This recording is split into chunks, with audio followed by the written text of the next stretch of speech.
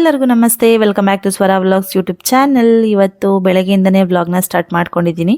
Actually ಇವತ್ತು ಬೆಳಗ್ಗೆನೇ ವಿಡಿಯೋನ ಸ್ಟಾರ್ಟ್ ಮಾಡ್ಕೊಂಡಿರೋದು ನನ್ನ ಮಗಳು ಪೆಕ್ಕಮ್ಮ. ಇವತ್ತು ನನ್ನ ಹಸ್ಬೆಂಡ್ ಮನೇಲಿರಲಿಲ್ಲ.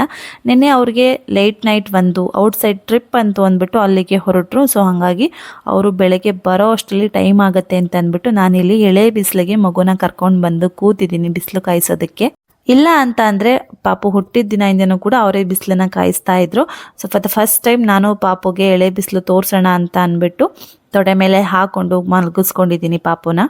ಈಗ ಬೇಸಿಗೆ ಇರೋದ್ರಿಂದ ಆಲ್ಮೋಸ್ಟ್ ಒಂದು 7ರಿಂದ 7:30 ಒಳಗಡೆ ಮಕ್ಕಳಿಗೆ ಬಿಸಿಲನ್ನು ತೋರಿಸಿದ್ರೆ ತುಂಬ ಒಳ್ಳೆಯದು.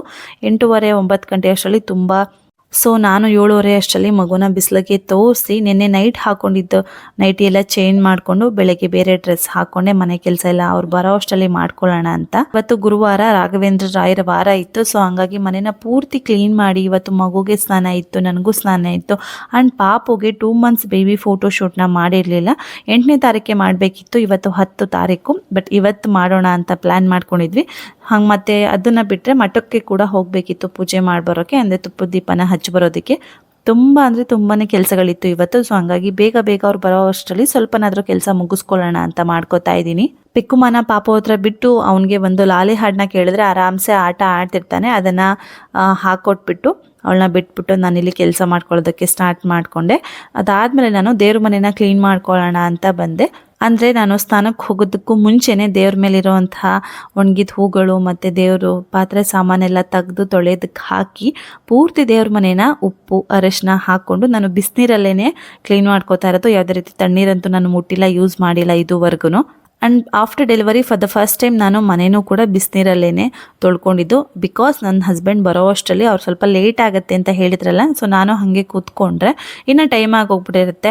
ಆವಾಗ ಗಡಿಬಿಡಿಲಿ ಮಾಡಬೇಕಾದ್ರೆ ಮನೇಲಿ ಮನಸ್ತಾಪಗಳು ಬಂದೇ ಬರುತ್ತೆ. ನೀನು ಅದು ಮಾಡಿಲ್ಲ, ನಾನು ಇದು ಮಾಡಿಲ್ಲ, ನೀನು ಲೇಟಾಗಿ ಬಂದೆ, ಅದಕ್ಕೆ ಹಿಂಗಾಯಿತು, ನಾನು ಬರೋ ಅಷ್ಟರಲ್ಲಿ ನೀನು ಮಾಡಬೇಕಿತ್ತು ಅಂತ. ಸೊ ನಾವೇ ಅರ್ಥ ಮಾಡಿಕೊಂಡು ಅವರು ನೈಟೆಲ್ಲ ಗಾಡಿ ಓಡಿಸಿ ಸುಸ್ತಾಗಿರ್ತಾರೆ. ಸೊ ಅವ್ರು ಬರೋ ಅಷ್ಟರಲ್ಲಿ ನಾವು ಇಷ್ಟಾದರೂ ಕೆಲಸ ಮಾಡಿಕೊಂಡ್ರೆ ಅವ್ರಿಗೂ ಖುಷಿ ಆಗುತ್ತೆ, ಸ್ವಲ್ಪ ಅವ್ರಿಗೂ ಕಮ್ಮಿ ಆಗುತ್ತೆ ಕೆಲಸ ಅಂತ ಅಂದ್ಬಿಟ್ಟು ಇಷ್ಟೆಲ್ಲ ಮಾಡ್ಕೋತಾ ಇದ್ದೆ. ಅಷ್ಟು ಮಾಡ್ಕೊಳ್ಳೋ ಅಷ್ಟರಲ್ಲಿ ನನ್ನ ಹಸ್ಬೆಂಡ್ ಬಂದರು. ಪೂಜೆಗೆ ಏನೆಲ್ಲ ಐಟಮ್ಸ್ ಬೇಕೋ ಅದೆಲ್ಲ ತಗೊಂಡು ಬಂದರು. ಆ್ಯಕ್ಚುಲಿ ಅವರು ಸಡನ್ನಾಗಿ ಔಟ್ಸೈಡಿಂದ ಬಂದಾಗ ಪಾಪು ಹತ್ರ ಹೋಗಲ್ಲ, ಪಾಪು ಹತ್ರ ಮಾತಾಡಲ್ಲ. But for the first time ನೈಟೆಲ್ಲ ಫುಲ್ ಪಾಪುನ ಅವರೇ ನೋಡ್ಕೊತಾ ಇರ್ತಾರೆ. ಎಷ್ಟೊಂದು ಸತಿ ಅವರೇ ಮಲಗಿಸ್ಕೊಂಡಿರ್ತಾರೆ. ಫೀಡ್ ತೊಗೊಳ್ಳೋ ಟೈಮಲ್ಲಿ ಮಾತ್ರ ನನಗೆ ಕೊಟ್ಟು ಅಲ್ಲೇ ಕೂತ್ಕೊಂಡಿದ್ದು ಫೀಡ್ ಮಾಡಿಸಿ ಮತ್ತೆ ಎತ್ಕೊಂಡು ಹೋಗೋರು. ನೈಟೆಲ್ಲ ಪಾಪುನ ಬಿಟ್ಟಿದ್ದೆ ಅಂತ ಅಂದ್ಬಿಟ್ಟು ಸಡನ್ನಾಗಿ ಪಾಪು ಮುಖ ನೋಡಿದ ತಕ್ಷಣ ಬಂದು ಮಾತಾಡ್ಸಿದ್ರು. ನಾನು ಹೇಳಿದೆ, ಇನ್ನು ಸ್ನಾನ ಮಾಡಿಲ್ಲ, ಕೈ ಕಾಲು ತೊಳೆದಿಲ್ಲ, ಪಾಪನ ಮಾತಾಡಿಸ್ಬೇಡಿ ನೀವು ಹೋಗಿ ಅಂತ. ಆವಾಗ ಅವ್ರು ಫ್ರೆಶ್ ಅಪ್ ಆಗ್ಬಿಟ್ಟು ಬರ್ತೀನಿ ಅಂತ ಹೋದರು. ಸೊ ಅವ್ರು ಹೋಗಿ ಬರೋ ಅಷ್ಟರಲ್ಲಿ ದೇವ್ರ ಪೂಜೆಗೇನೆಲ್ಲ ಐಟಮ್ಸ್ ತಂದಿದ್ರಲ್ಲ ಅದನ್ನೆಲ್ಲ ಎತ್ತಿಟ್ಕೊಳ್ಳೋಣ ಅಂತ ಅಂದ್ಬಿಟ್ಟು ಎತ್ತಿಟ್ಕೋತಾ ಇದ್ದೀನಿ. ನಾನು ಫಸ್ಟ್ ವೀಕು ಹೋಗಿದ್ದಾಗ ರಾಘವೇಂದ್ರ ಮಠಕ್ಕೆ ಕೇಳ್ಕೊಂಡು ಬಂದಿದ್ದೆ, ಒಂದು 9 ವಾರನೋ ಅಥವಾ 7 ವಾರನೋ ಬಂದು ಪೂಜೆನ ಮಾಡ್ತೀನಿ, ತುಪ್ಪದ ದೀಪನ ಹಚ್ತೀನಿ ಅಂತ. ಬಟ್ ಇನ್ ಬಿಟ್ವೀನ್ 2 ವೀಕ್ಸ್ ನನಗೆ ಗ್ಯಾಪ್ ಆಗೋಯ್ತು. ಬಿಕಾಸ್ ನಾನು ಪಾಪುನ ನನ್ನ ಫ್ರೆಂಡ್ ಹತ್ರ ಬಿಟ್ಟು ಹೋಗ್ತಾ ಇದ್ದೆ. ನನ್ನ ಫ್ರೆಂಡ್ ಊರಿಗೆ ಹೋಗ್ಬಿಟ್ಟಿದ್ಲು. ಸೊ ಪಾಪುನ ಬಿಟ್ಟೋಗೋಕ್ಕೆ ಯಾರೂ ಇರಲಿಲ್ಲ ಅಲ್ಲ ಮನೇಲಿ. ಸೊ ಹಾಗಾಗಿ ಮತ್ತೆ ಅವಳು ಊರಿಂದ ರಿಟರ್ನ್ ಬಂದಿರೋದ್ರಿಂದ ಪಾಪುನ ಅವಳು ನೋಡ್ಕೋತಾಳೆ, ಇವತ್ತು ಹೋಗಿ ದೀಪ ಹಚ್ಬಿಡ್ಬೋದು ಅಂತ ಅಂದ್ಬಿಟ್ಟು ಬೇಗ ಕೆಲಸನ ಸ್ಟಾರ್ಟ್ ಮಾಡಿಕೊಂಡೆ ನಾನು. ಸೊ ನಾನು ಅವಾಗಲೇ ಹೇಳ್ದಂಗೆ ನನಗೆ ಸ್ನಾನ, ಪಾಪುಗೆ ಎಣ್ಣೆ ಸ್ನಾನ ಎಲ್ಲ ಇರೋದ್ರಿಂದ ಅದಾದಮೇಲೆ ನಾನು ಇನ್ಯಾವ ವಿಡಿಯೋನೂ ಮಾಡ್ಕೊಳ್ಳೋದಕ್ಕಾಗಲಿಲ್ಲ. ಪೂಜೆದಾಗಿರ್ಬೋದು, ಮನೆ ಕ್ಲೀನ್ ಮಾಡ್ಕೊಂಡಿದ್ದು, ನಾವು ರೆಡಿ ಆಗಿದ್ದು, ಇದು ಯಾವುದನ್ನೂ ಮಾಡ್ಕೊಳ್ಳೋದಕ್ಕಾಗಿಲ್ಲ. ಒನ್ಸ್ ನಾವು ಆಲ್ಮೋಸ್ಟ್ ಇವಾಗ ಟೈಮ್ ಎಷ್ಟಾಗಿದೆ ಅಂದರೆ 3 ಗಂಟೆ ಆಗಿದೆ. ಸೊ ಈ ಟೈಮಲ್ಲಿ ಪಾಪು ಫೋಟೋಶೂಟ್ಗೆ ರೆಡಿ ಮಾಡ್ಕೊಳ್ಳೋಣ. ಬಿಕಾಸ್ ಇನ್ನು ಟೈಮ್ ಆದರೆ ಬೆಳಕು ಕಮ್ಮಿ ಆಗುತ್ತೆ, ಆಗ ಫೋಟೋಸ್ ಚೆನ್ನಾಗಿ ಬರಲ್ಲ ಅಂತ ಅಂದ್ಬಿಟ್ಟು ಫೋಟೋಶೂಟ್ಗೆ ರೆಡಿ ಮಾಡ್ಕೋತಾ ಇದ್ದೀವಿ. ಲಾಸ್ಟ್ ಟೈಮ್ ಏನು ಪ್ಲ್ಯಾನ್ ಮಾಡಿರಲಿಲ್ಲ, ಅನ್ಪ್ಲ್ಯಾನ್ಡ್ ಆಗಿ ಫೋಟೋಶೂಟ್ ಮಾಡಿದ್ವಿ. ಬಟ್ ಈ ಟೈಮ್ ಪ್ಲ್ಯಾನ್ ಮಾಡಿದ್ವಿ ಇದೇ ರೀತಿ ಫೋಟೋಶೂಟ್ ಮಾಡಬೇಕು ಅಂತ. ಬಟ್ ಆದರೆ ಬೆಳಗಿಂದ ತುಂಬ ಸುಸ್ತು ಕೆಲಸ. ಮತ್ತು ಇನ್ನೊಂದು ಏನಪ್ಪ ಅಂತಂದರೆ ಬೆಳಗಿಂದ ಒಂದೇ ಟೈಮ್ ತಿಂಡಿ ಅಷ್ಟೇ, ಮಧ್ಯಾಹ್ನ ಊಟ ಮಾಡೋಕ್ಕಾಗಲಿಲ್ಲ ಕೆಲಸದ ಗಡಿಬಿಡಿಯಲ್ಲಿ. ಆ್ಯಂಡ್ ಅಡುಗೆ ಕೂಡ ಮಾಡೋಕ್ಕಾಗಿರಲಿಲ್ಲ. ಸೊ ಹಾಗಾಗಿ ಸುಸ್ತಿಗೂ ಏನೋ ಬೇಗ ಮಾಡಿ ಮುಗಿಸಿದ್ರೆ ಸಾಕು ಅಂತ ಅಂದ್ಬಿಟ್ಟು ಈ ಸತಿನೂ ನನಗೆ ಅಷ್ಟೊಂದು ಸ್ಯಾಟಿಸ್ಫ್ಯಾಕ್ಷನ್ ಆಗಿ ಫೋಟೋಶೂಟ್ ಬರಲಿಲ್ಲ ಅಂತ ಅನ್ನಿಸ್ತು. ಏನು ಅಂತ ಅಂದರೆ ಬೆಕ್ಕುಮ್ಮ ಮಗುವಾಗಿದ್ದಾಗಲೂ ನಾವು ಈ ರೀತಿ ತಲೆಯೆಲ್ಲ ಕೆಡ್ಸ್ಕೊಂಡು ಫೋಟೋಶೂಟ್ ಎಲ್ಲ ಮಾಡಿರಲಿಲ್ಲ ಅವಳಿಗೆ. ಆ್ಯಂಡ್ ನನ್ನ ಮಗನಿಗೆ ಮಾಡಬೇಕು ಅಂತ ತುಂಬ ಆಸೆ. ಬಟ್ ನನಗೆ ಯಾವ ಥೀಮಲ್ಲಿ ಮಾಡಬೇಕು, ಹೇಗೆ ಮಾಡಬೇಕು ಅಂತ ಗೊತ್ತೇ ಆಗಲ್ಲ. ಇನ್ನೊಂದು ವೀಕ್ ಇದೆ ಪಾಪುಗೆ ಮಂತ್ಸ್ ಕಂಪ್ಲೀಟ್ ಆಗೋದಕ್ಕೆ, ತಿಂಗಳು ತುಂಬೋದಕ್ಕೆ ಅನ್ನೋ ಟೈಮಲ್ಲಿ ನಾನು ಪ್ಲ್ಯಾನ್ ಮಾಡ್ಕೋತೇನೆ. ಸೊ ಹಾಗಾಗಿ ಕೆಲವೊಂದು ಪ್ರಾಪ್ಸು ಸಿಗೋದಿಲ್ಲ. ಹಾಗೆ ಆಗಿಬಿಡ್ತು ಈ ಸತಿನೂ ಫಸ್ಟ್ ಟೈಮ್ ಥರನೇ. ಸೊ ಸ್ವಲ್ಪ ಬೇಜಾರಾಯಿತು, ಇನ್ನೂ ಚೆನ್ನಾಗಿ ಮಾಡ್ಬೋದಿತ್ತೇನೋ ಅಂತ ಅನ್ನಿಸ್ತು. ಬಟ್ ನನ್ನ ಫ್ರೆಂಡ್ ಇಲ್ಲಿ ಮನೇಲಿ ಬಂದಿದ್ದಾರಲ್ಲ, ಅವ್ರು ಹೇಳಿದ್ರು ನೆಕ್ಸ್ಟ್ ಟೈಮಿಂದ ಪ್ಲ್ಯಾನ್ ಮಾಡಿಕೊಂಡು ಚೆನ್ನಾಗಿ ಮಾಡೋಣ, ಸುಮ್ಮನೆ ಬೇಜಾರು ಮಾಡ್ಕೊಬಿಡಿ ಅಂತ. ಸೊ ಹಾಗಾಗಿ ನೆಕ್ಸ್ಟ್ ಟೈಮಿಂದ ಪ್ಲಾನ್ ಮಾಡಿ ಮಾಡಿಕೊಟ್ರೆ ಆಯಿತು ಅಂದ್ಬಿಟ್ಟು ಸುಮ್ಮನೆ ಆದ್ವಿ. ಇದು ವೈಟ್ ಫ್ಯಾಬ್ರಿಕ್ ಬಂದ್ಬಿಟ್ಟು ನಾನು ಆಲ್ರೆಡಿ ವಿಡಿಯೋದಲ್ಲಿ ಶೇರ್ ಮಾಡಿದ್ದೀನಿ. ಇದನ್ನ ಪಾಪು ಫೋಟೋ ಶೂಟ್ಗೆ ಅಂತಾನೆ ತರಿಸಿದ್ದು ಅಂತ. ತುಂಬ ಸಾಫ್ಟ್ ಮೆಟೀರಿಯಲ್ ಮತ್ತು ಎಷ್ಟು ದೊಡ್ಡದಾಗಿದೆ, ಅಷ್ಟು ಕಮ್ಮಿ ಪ್ರೈಸ್ಗೆ ಚೆನ್ನಾಗಿದೆ. ಫೋಟೋ ಶೂಟ್ಗಂತೂ ಹೇಳಿ ಮಾಡಿಸಿದ ಫ್ಯಾಬ್ರಿಕ್ ಇದು. ಸೊ ಅದನ್ನೇ ಯೂಸ್ ಮಾಡ್ಕೋತಾ ಇದ್ದೀವಿ. And second month baby photo ಶೂಟ್ದು ಏನು ಥೀಮ್ ಅಂತ ಅಂದರೆ, ನಾನು ಪ್ರೆಗ್ನೆನ್ಸಿ ಟೈಮಲ್ಲಿ ಮೆಡಿಸಿನ್ಸ್ನ ತೊಗೊಂಡಿರ್ತೀನಿ ಅಲ್ವಾ, ಅಂದರೆ ಟ್ಯಾಬ್ಲೆಟ್ಸ್ ಎಲ್ಲ, ಅದ್ರ ಕವರ್ ಎಲ್ಲ ಖಾಲಿ ಮೆಡಿಸಿನ್ಸ್ ಕವರ್ನೆಲ್ಲ ನಾನು ಹಾಗೆ ಇಟ್ಟಿದ್ದೆ. ಒಂದು ಕವರ್ ಕೂಡ ನಾನು ಮಿಸ್ ಮಾಡಿರಲಿಲ್ಲ. ಇದು ಫೋಟೋ ಶೂಟ್ ಮಾಡಬೇಕು ಅನ್ನೋದಕ್ಕೋಸ್ಕರನೇ ನಾನು ಇಟ್ಕೊಂಡಿದ್ದು. ಸೊ ಅದನ್ನೆಲ್ಲ ಇಟ್ಟು ಫೋಟೋ ಶೂಟ್ ಮಾಡೋಣ ಅಂತ ಅಂದ್ಕೊಂಡ್ವಿ. ಬಟ್ ಆದರೆ ಅದನ್ನೆಲ್ಲ ಹೆಂಗೆ ಜೋಡಿಸ್ಬೇಕು, ಯಾವ ರೀತಿ ಒಂದು ಐಡಿಯಾ ಮಾಡಬೇಕು ಅನ್ನೋದು ಗೊತ್ತಾಗಲಿಲ್ಲ. ಲಾಸ್ಟ್ವರೆಗೂ ಒಂದು 2-3 ಥರ ಚೇಂಜ್ ಮಾಡಿ ನೋಡಿದ್ವಿ, ಬಟ್ ನಮಗೆ ಗೊತ್ತಾಗಲಿಲ್ಲ. ಬಟ್ ಹೆಂಗೆ ಬರುತ್ತೋ ಹಾಗೆ ಮಾಡೋಣ, ಬಿಕಾಸ್ ಆಲ್ರೆಡಿ ಟೈಮ್ ಆಗಿದೆ 3 ಗಂಟೆ, ಪಾಪು ಇನ್ನೂ ಮಲಗಿಲ್ಲ.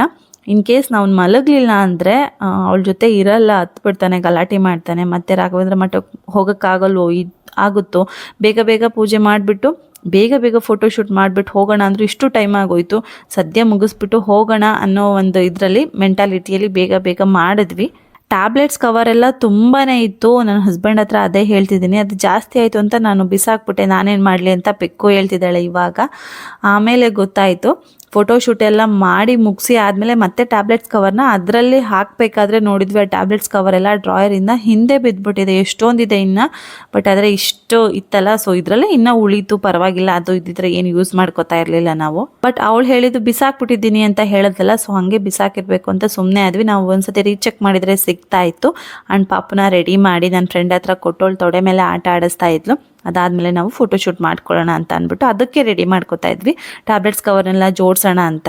ನಾನು ಆಲ್ರೆಡಿ ತಮ್ಲೈನಲ್ಲಿ ಒಂದು ವಿಷಯನ ಮೆನ್ಷನ್ ಮಾಡಿದ್ದೀನಿ, ಪೆಕ್ಕುಮಾಗೆ ಫಸ್ಟ್ ಟೈಮ್ ಬ್ರ್ಯಾಂಡ್ ಪ್ರಮೋಷನ್ ಬಂದಿದೆ ಅಂತ. ಹೌದು, ನಾನು ಕೆಲವೊಂದು ವೀಡಿಯೋಸ್ದು ಪೆಕ್ಕುಮಾದು ಇನ್ಸ್ಟಾಗ್ರಾಮಲ್ಲಿ ಪೋಸ್ಟ್ ಮಾಡಿದ್ದೀನಿ, ಕಂಟೆಂಟ್ ವೀಡಿಯೋಸ್. ಅವಳು ಆ್ಯಕ್ಟಿಂಗ್ ಹೆಂಗೆ ಮಾಡ್ತಾಳೆ ಅಂತ ನೀವು ನೋಡಿರ್ತೀರ.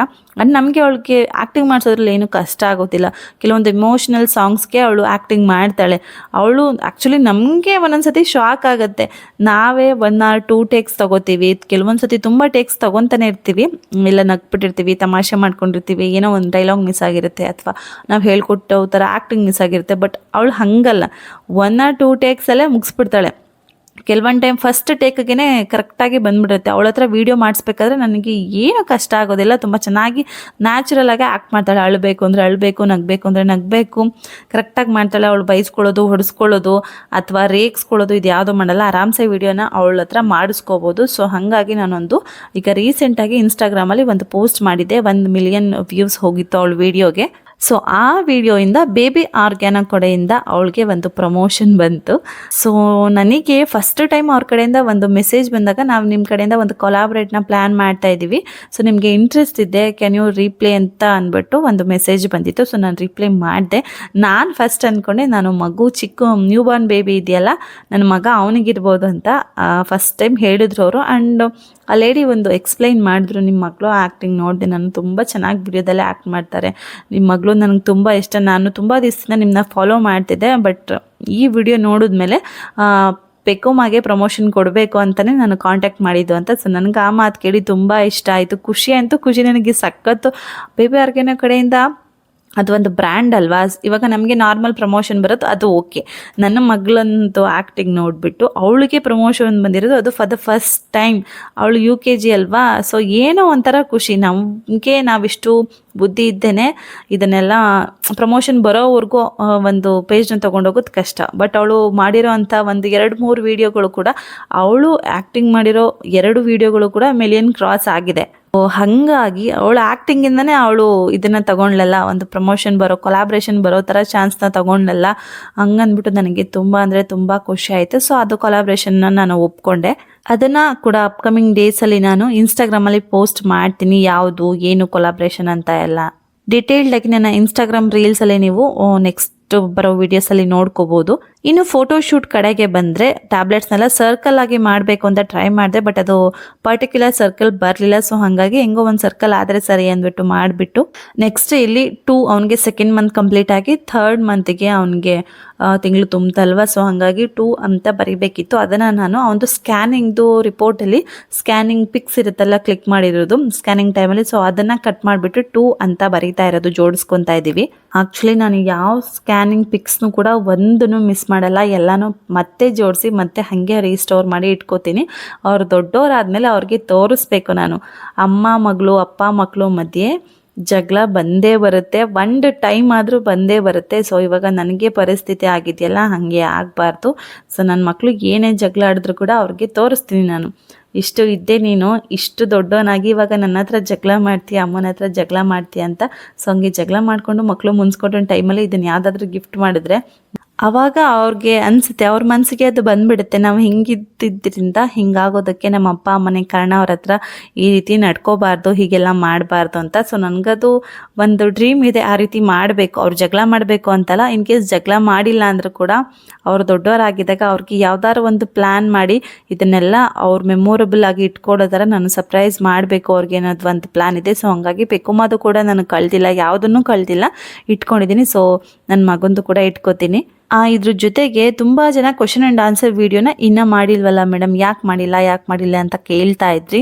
ಬಟ್ ನಾನು ಇದಕ್ಕಿಂತ ಮುಂಚೆ ಕ್ವಶನ್ ಆ್ಯಂಡ್ ಆನ್ಸರ್ ವೀಡಿಯೋನೇ ಮಾಡಬೇಕಿತ್ತು, ಬಟ್ ವಿಡಿಯೋ ಶೂಟ್ ಮಾಡ್ಕೊಂಡಿಲ್ಲ ಅದನ್ನು. ಸೊ ಇದ್ರ ವಿಡಿಯೋ ಶೂಟ್ ಆಗಿತ್ತಲ್ಲ, ಸೊ ಹಾಗಾಗಿ ಇದನ್ನೇ ಅಪ್ಲೋಡ್ ಮಾಡ್ತಾ ಇದ್ದೀನಿ. ನೆಕ್ಸ್ಟ್ ವಿಡಿಯೋ ನಿಮಗೆ 100% ಶೋರ್ ಆಗಿ ಕ್ವಶನ್ ಆ್ಯಂಡ್ ಆನ್ಸರ್ ವೀಡಿಯೋನೇ ಮಾಡ್ತೀನಿ. ತುಂಬಾ ಕ್ವಶನ್ಸ್ ಬಂದಿದೆ, ತುಂಬಾ ಕಮೆಂಟ್ ಬಂದಿದೆ, ಎಷ್ಟೊಂದು ವೆರೈಟಿ ಆಫ್ ಡೌಟ್ಸ್ನ ಕೇಳಿದ್ದೀರಾ. ತುಂಬ ಡೌಟ್ಸ್ ಬಂದಿರೋದು ಪ್ರೆಗ್ನೆಂಟ್ ಲೇಡೀಸ್ ಮತ್ತು ಈ ಬಾಣಂತನ ಟೈಮಲ್ಲಿ ಸಿಗೋಂಥ ಕೆಲವೊಂದು ಡೌಟ್ಸ್ ಇರುತ್ತಲ್ಲ ಅದಾದಮೇಲೆ ರಾಘವೇಂದ್ರ ರಾಯರ್ ಪೂಜೆ ಬಗ್ಗೆ ತುಂಬಾ ಡೌಟ್ಸ್ ಕೇಳಿದ್ದೀರಾ. ಸೊ ಅದೆಲ್ಲ ನಾನು ನೆಕ್ಸ್ಟ್ ವಿಡಿಯೋದಲ್ಲಿ ಕ್ಲಾರಿಟಿಯಾಗಿ ಕ್ಲಿಯರ್ ಮಾಡ್ತೀನಿ ನಿಮಗೆ. ಆ್ಯಂಡ್ ಅದ್ರ ಜೊತೆಗೆ ಯಾಕೆ ಕಂಟಿನ್ಯೂಸ್ ಆಗಿ ವ್ಲಾಗ್ ಹಾಕ್ತಾ ಇಲ್ಲ, ಯಾಕೆ ಕಂಟಿನ್ಯೂಸ್ ಆಗಿ ವಿಡಿಯೋ ಮಾಡ್ತಾ ಇಲ್ಲ, ರೀಸನ್ ಹೇಳಿ ಅಂತ ಕೇಳಿದ್ರಿ. ನಾನು ನನ್ನ ಲಾಸ್ಟ್ ಮೀಶೋ ವಿಡಿಯೋದಲ್ಲೇ ರೀಸನ್ ಹೇಳಿದ್ದೀನಿ.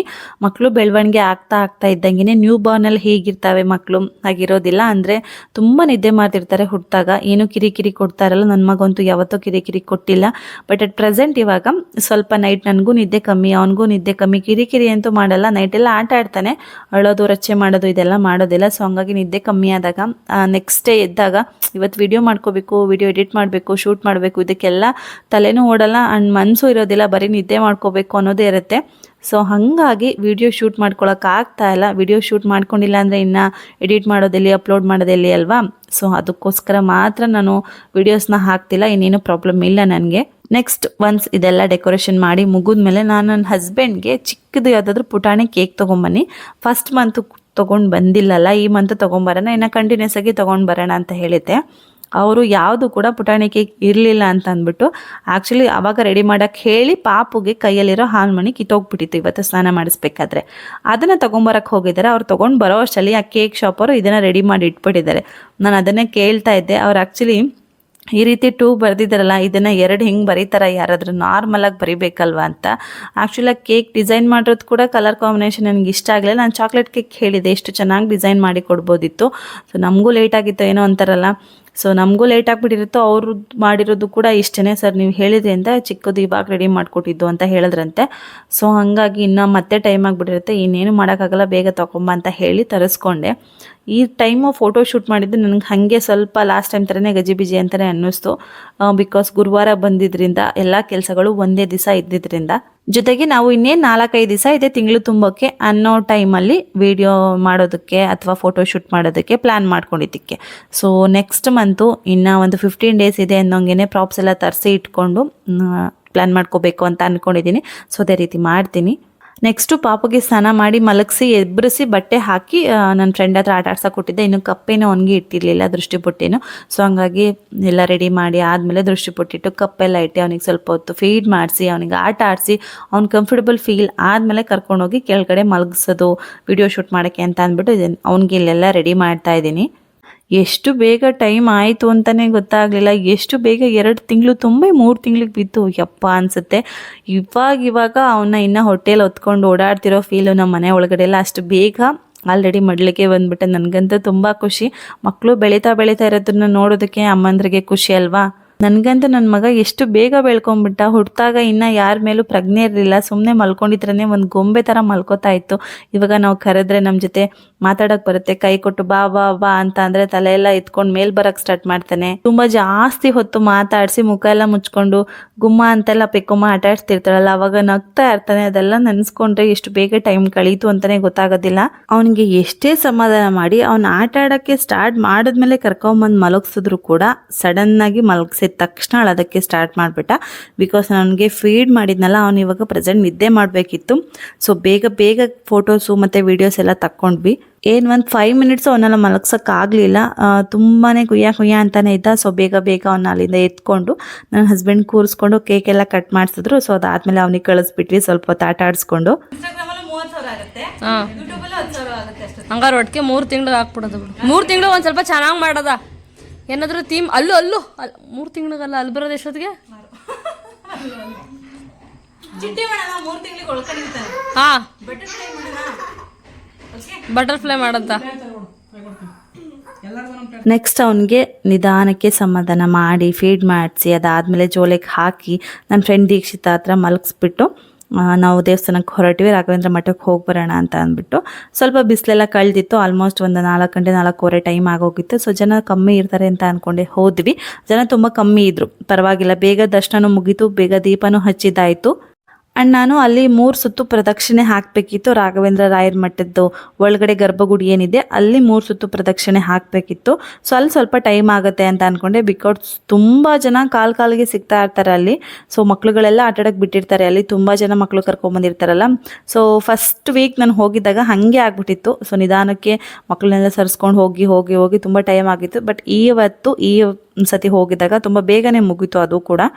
ಪೆಕ್ಕುಮ್ಮ ನಾನು ಮುಂದೆ ಹೋದಂಗೆ ನನ್ನ ಜೊತೆನೇ ಹಿಂದೆ ಕೈ ಮುಕ್ಕೊಂಡು ಅವಳೇನು ಕೇಳ್ಕೊತಿದ್ಲು ನನಗಂತ ಗೊತ್ತಿಲ್ಲ. ನಾನು ಹೇಳ್ಕೊಟ್ಟಿದ್ದೆ ಅವಳಿಗೆ ಒಳ್ಳೆ ವಿದ್ಯಾ ಬುದ್ಧಿ ಎಲ್ಲ ಕೊಡು ಅಂತ ಕೇಳ್ಕೊಂಡು ನನ್ನ ಹಿಂದೆ ಬರಬೇಕು ಅಂತ. ಸೊ ಹಿಂದಿಂದನೇ ಬರ್ತಿದ್ಲಲ್ಲ ಅಂತ ಅಂದ್ಬಿಟ್ಟು ಅವಳಿಗೆ ಏನು ಕೇಳ್ಕೊಂಡ್ಲು ಅಂತಲೇ ಗೊತ್ತಿಲ್ಲ ನನಗೆ. ಏನು ಕೇಳ್ಕೊಂಡೆ ಅಂತ ನಾನು ಕೇಳಿದ್ರೆ ಹೇಳ್ತಾಳೆ ನನಗೆ, ಕೇಳ್ಕೊಂಡಿದ್ದೆಲ್ಲ ಹೇಳಬಾರ್ದು ಮಮ್ಮಿ ಅಂತ. ಸೊ ಅವಳು ಕೂಡ ಪಾಪ ನನ್ನ ಜೊತೆನೇ 3 ಸುತ್ತು ರೌಂಡ್ ಹಾಕ್ತು. ಸೊ ಅದಾದಮೇಲೆ ಅಲ್ಲಿಂದ ಹೊರಗಡೆ ಬಂದು ಸ್ವಲ್ಪ ತರಕಾರಿಗಳೆಲ್ಲ ತೊಗೊಂಡು ಮನೆಗೆ ಏನೇನೆಲ್ಲ ಐಟಮ್ ಬೇಕು ಅದೆಲ್ಲ ತೊಗೊಂಡು ಮನೆ ಕಡೆಗೆ ಹೋದ್ವಿ. ನನಗೆ ಇವತ್ತಿನ ವ್ಲಾಗು ಸ್ವಲ್ಪ ಇನ್ಕಂಪ್ಲೀಟ್ ಅಂತ ಅನ್ನಿಸ್ತು. ಬಿಕಾಸ್ ನಾನು ಬೇರೆ ವ್ಲಾಗ್ಗಳಲ್ಲಿ ನಾನು ಏನೆಲ್ಲ ಮಾಡ್ತಿದ್ದೆ ಅದನ್ನು ಕಂಪ್ಲೀಟಾಗಿ ಕ್ಯಾಪ್ಚರ್ ಮಾಡ್ಕೊಳ್ಳೋದಕ್ಕೆ ಟ್ರೈ ಮಾಡ್ತಾ ಇದ್ದೆ. ಬಟ್ ಇವತ್ತು ಸ್ವಲ್ಪ ಕ್ಯಾಪ್ಚರ್ ಮಾಡ್ಕೊಳ್ಳೋಕೆ ಆಗಲಿಲ್ಲ. ಸೊ ಇದ್ದದನ್ನೇ ಎಡಿಟ್ ಮಾಡಿ ವಾಯ್ಸ್ ಓವರ್ ಕೊಟ್ಟು ಹಾಕ್ತಾ ಇದ್ದೀನಿ. ವಿಡಿಯೋನ ಲಾಸ್ಟ್ವರೆಗೂ ನೋಡಿದ್ದಕ್ಕೆ ಥ್ಯಾಂಕ್ ಯು ಸೋ ಮಚ್ ನಿಮ್ಮೆಲ್ಲರಿಗೂ ಅಂತ ಹೇಳ್ತಾ, ದಯವಿಟ್ಟು ಹೀಗೆ ಸಪೋರ್ಟ್ ಮಾಡ್ತಾನೆ ಇರಿ. ಬಾಯ್.